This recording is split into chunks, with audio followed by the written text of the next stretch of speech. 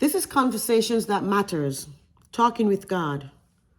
Today we're going to look quickly at life, not taking it for granted. God has always been a presence in my life growing up in the island of Montserrat. We could be said to be a God-fearing people, but that was just it for me, knowing that there is a God, and I had a fear as I knew about heaven and hell. But making a conscious decision to serve him was the farthest thing from my mind. As back then growing up, death was a conversation that seemed so far off. There wasn't much people dying, especially young people. But in the day and age that we are living in, death is a conversation that is happening every day. The Bible cautions us in Hebrews 3:19 that because of unbelief, many did not enter into God's eternal rest. We are told that we must believe that God is, and that he is a rewarder of them that diligently seek him. Hebrews 11:6. So we wake up every day. We take the breath of life and we take it for granted. We get out of bed and we take it for granted that when you put your foot on the ground, that your feet will be able to hold you. Because let's face it, as we grow older, every day you get up, you find different areas of pain in your life, in your body, your health. And today you might be great. Tomorrow is not promised, and you don't know what tomorrow holds. So it's like we take the breath that we get every day for granted and don't know what the next minute holds. I'm not trying to be morbid. I'm not trying to scare you.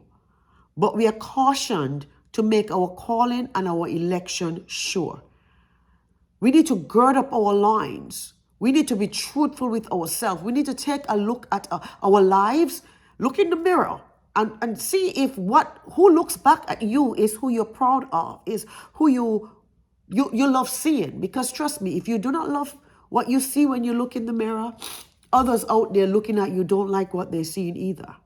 So it's like when we have fallen short of God's glory yesterday, when we get a chance the next day to get up and do it again, let's make it better. Let's forgive quickly. Let's love strongly. Let's smile loudly, for tomorrow is not promised. The next minute is not promised. That's the world we are living in. These are the times we are living in. And we do not want to take life for granted. We do not want to frustrate God's grace. We do not want to take God's grace for granted, that the next minute, that the next second, we'll be able to ask for forgiveness. So let's live this life purposefully, making every moment count.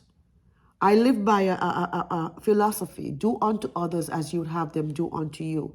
I don't do unto others that I don't want done to my children. I don't want done to any family members or to myself.